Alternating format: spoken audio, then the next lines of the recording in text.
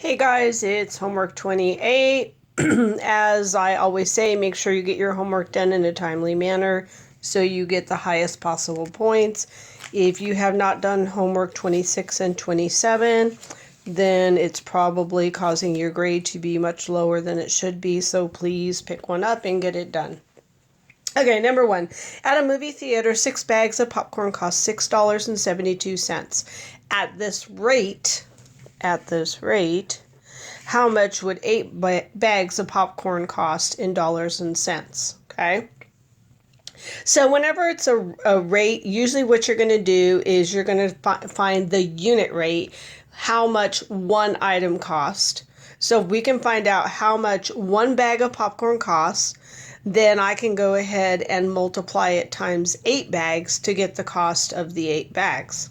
So in order to find out how much one bag costs, if it's $6.72 for 6, I'm going to take the $6.72 and divide it by 6. Don't forget to put your decimal on top of the house. Whatever you end up here, you're going to take that unit rate, the cost of 1, and you're going to multiply it times 8. Be careful when you bubble it into the bubble grid and make sure you mark if it's positive or negative. Of course, it's going to be positive, but just always remember to do that. Okay? Make sure you bubble the bubbles because, again, Scantron cannot read numbers. They only read bubbles. Here is another one where we're talking about a rate, and the unit rate is the cost of one item.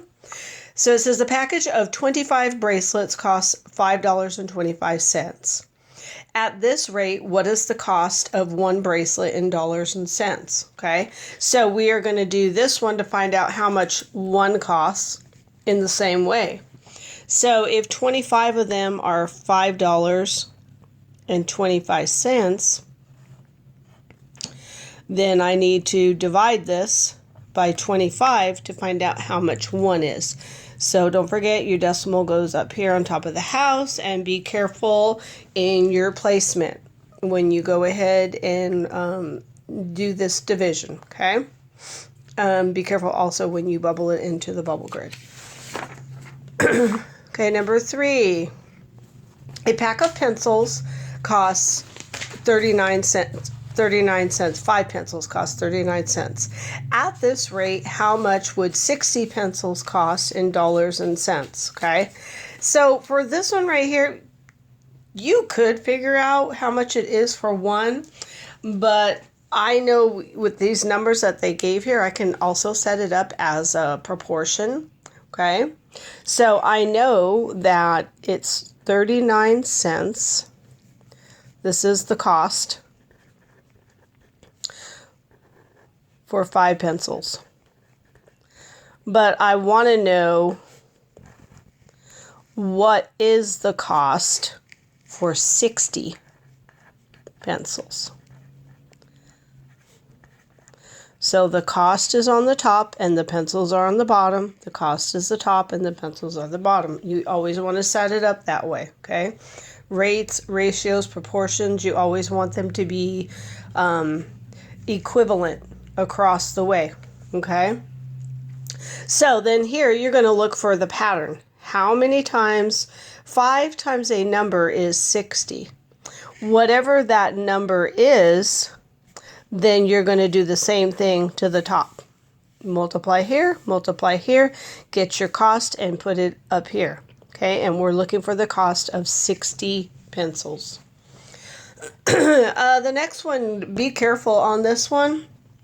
It says, which list represents temperatures ordered from coldest to warmest? So as a review, negative numbers are always going to be smaller or colder in a thermometer.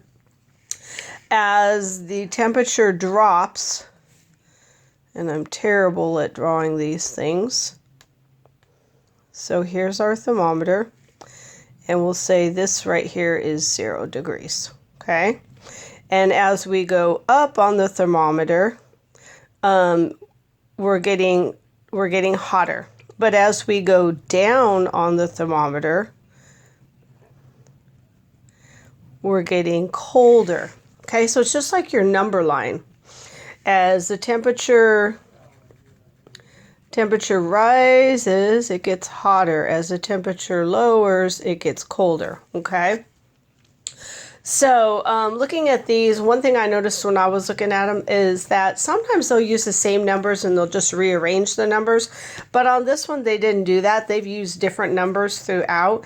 So be very careful. Remember, on the number line, with this being 0, 1, 2, as you get negative, your number looks like it's getting bigger, but it's actually getting smaller. So the further away you get from 0, the number is getting smaller. So be careful when you pick the coldest to the warmest, or the least to the greatest, or smallest to largest. Okay, that's what they're looking for. Number 5, which temperature is the coldest? So again, that falls in line with a thermometer. As far as the colder you get, the more negative you get. And a thermometer is just like a number line. So the only thing difference with this thermometer and number line is if I were to turn this number line like this, my negatives would be down here and zeros in the middle, and then my positives. Okay? So 0 is not necessarily the coldest. Okay? The negative numbers are actually smaller than 0. Okay, and we're looking for the coldest temperature. Number 6. So these are all area, and instead of attaching a formula chart to the back, I just gave you the formula. So all you have to do is plug in your numbers. Okay, so this is area equals base times height divided by 2 for a triangle. They want to know the area. So I'll just set it up. So the base is 48. And the height is 24. Divide by 2. This tells you to multiply, divide by 2. That's it for that one. Trapezoid, same thing. If they're looking for they want to know the area. This is the formula. So again, you rewrite it using the numbers given. So it says it has bases of 20 and 30. So it's going to be 20 plus 30. Because this is base 1, base 2, base 1, base 2. It says the height is 15, so the h is 15, all divided by 2. You do the rest. This one right here is a rectangular prism, and it's talking about the volume. Guys, be careful when you are taking your STAR test, or any time really. Make sure you look up those formulas. Double check that you know for sure. You know, maybe you memorized it, but always double check to make sure you have the right formula. And what does that formula mean? Okay. So the formula for volume of a rectangular prism is the big B times the H. And the big B is always this bottom piece, which it sits on. Okay, and we call that the area of the base. That's what the big B is. And it's just the length times the width, because that's the base, is length times width. And that's why sometimes in class I draw the LW inside the B, because that's what it really is. It's length times width. And then we multiply by the height. Now these two are the same, they're just written in a different way. But on the STAR test, most likely it's not going to talk to you about length times width. It's going to talk to you about the area of the base. Okay, so anyways. It says the volume of a rectangular prism is 80 cubic inches. So it's giving you the volume. The volume is. What is the width? So this is what we don't know. Okay, so this one's going to be done a little bit differently. So if this is our formula, we know the volume is 80. So I'm going to say 80. That's my V. Equals, now the area of the base, we don't know the width. So I only know the length. So I'm just going to put my 8. And then my W for my width times the height. And my height is 5. So all we need to do is just multiply these two guys together. And I get 80 equals 40W. Okay? So in order to get the width, now we're trying to solve for this W. And right now this says 40 times W. Volume 80 equals 40 times W. In order to get the W by itself, we have to do the opposite or the inverse operation. Since this operation is multiplication, we need to divide the right and the left, and that will give us our W. Okay? Number 9 is an order of operations, which we did last week in IE. So to review that one, I'm just going to tell you, please excuse my dear Aunt Sally. Okay? You always do parentheses first. There's none in here, so you don't have to worry about it. Then you do exponents, which is this. Now, this does not say, let me get it a little closer. That doesn't say 3 times 2. That says 3, times 3. 2 3s. 3, 2 times. So 3 times 3 is 9. Okay? Be really careful on these exponents. Okay? I know the tendency is to multiply these, but that's not what it means. 3 times 2 is 6, which is not the same as 3 times 3 is 9. And this is the correct way to do it. Okay?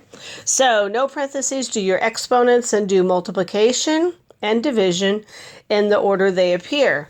So since division is first in this problem, you would do the division and then you would do the multiplication because it appears first. It's just like when you read. And then addition and subtraction is the same thing. You do them last, but if subtraction comes before the addition in the expression, you do it first. Okay? Number 10. Which point best represents the ordered pair -4, -3? So when you have ordered pairs or coordinates, your x is always your first value and your y is your second value. So this is my x along here and this is my y. So if it's a -4 and then a +3, I'm going to go up 3. Okay, because this is negative, positive. So if it's a positive x, I'd go this way. A negative x, I go this way. A positive y, I go up. A negative y, I go down. Okay? Follow that rule. Number 11. For which inequality is x equal 9 a solution? So all that means is you're going to take the number they give you, 9, and you are going to substitute all the x's for 9, and then you're going to solve. So this one would be 5 times 9 is greater than 54. This is going to be 4 times 9 is less than 35. The next one is going to be 9 plus 8 is greater than or equal to 16. And then 9 plus 10 is less than or equal to 17. And I'll do A for you so you get an idea what you need to do. 9 times 5 is 45. 45 is not greater than 54, so it can't be A. And then you do the rest, okay? Using what we substituted over here. Number 12 is similar, but this time we're going to solve the inequality. Okay, so it says Cynthia saves a minimum of $450 for school clothes each year. She spends $90 of her savings on a pair of shoes. The inequality below represents the amount of money Cynthia has to spend. So what we need to do is we have to actually solve this to know how much she has to spend. So what you're going to do is, what I would do is rewrite it. because there's no room over here for you to solve it. Maybe you can write it on a piece of scratch paper, okay? And we solve inequalities the exact same way we solve equations, okay? We're trying to get the x by itself, the x on one side and the numbers on another side. And it doesn't matter if the x is over here or over here. We just want it by itself. We were trying to isolate it, put it all by itself on an island. So this is x plus 90. The only way I can get rid of this positive 90 is to do the inverse. And then I'm going to do the same thing over here. See what you get. That's your answer. Number 13. In the basketball game yesterday, Brianna made 35% of the shots she attempted. Based on this information, how many shots will Brianna make if she makes 20 total shots? Okay, so percent, guys, whenever you see this, I know myself, I'm sure the other teachers are always telling you it's out of 100. It doesn't say it on here, but we know percent's out of 100. Set it up like that and you have, you're on your way. It says, based on this information, how many shots will she make if she makes 20 total? So if she makes 20, how many shots? 35% is how many of the 20 is what we're basically looking for. So this one, I could say 20 times 5 is 100, but we're going backwards. So in this case, I'm going to say 100 divided by 5 gives me 20. So whatever I do to the bottom, I do to the top. Okay? Sometimes you're going to go forward, sometimes you're going to go backwards. You're either going to multiply or divide to find the pattern or relationship. Number 14, we did this one in class. So this is one of those benchmark fractions that you just need to know. You have got to memorize this, guys. What percent of the stars are shaded in? Well, there is 1 shaded in out of 3. But that's not a percent. That is a fraction. Okay? I don't know. I know some of you have already memorized what is the decimal, and some of you may have memorized what is the percent. If you don't know, it's 1 divided by 3. And you're going to have to do the math to figure out the decimal. Okay? And don't forget, 1/3 and 2/3, they have a remainder. And that remainder has to show up in your percent. As far as the star test, they don't want you to round it. They want you to show the remaining part out of 3. Okay? And number 15, it says, on a volleyball team with 8 girls, 5 are left-handed. What percent are left-handed? Okay, so there's 8 girls, and it says 5 of the 8 are left-handed. So again, this is not a percent, it's a fraction, and we're looking for the percent. So some of you may already know what the decimal is. And then if you know the decimal, you can just change it to a percent by moving it 2 places to the right. Because percent is over here on the right-hand side. We move it 2 places because percent is out of 100. If you're not sure what this is, 2 things. Hopefully you remembered what that 1/8 is equal to 0.125. And then if I have 5/8, I can just add 4 more and add them up, or I can multiply times 5. But if this is something that you don't remember, especially when you're testing, the way you can get the decimal and percent is 5 divided by 8. Okay? Calculator people, plug it into the calculator and it'll tell you, okay? But remember, we're not looking for the decimal, we're looking for the percent. Okay? All right, guys, good luck. I think this is a pretty easy homework. Again, if you haven't done 26 and 27, you need to get it done.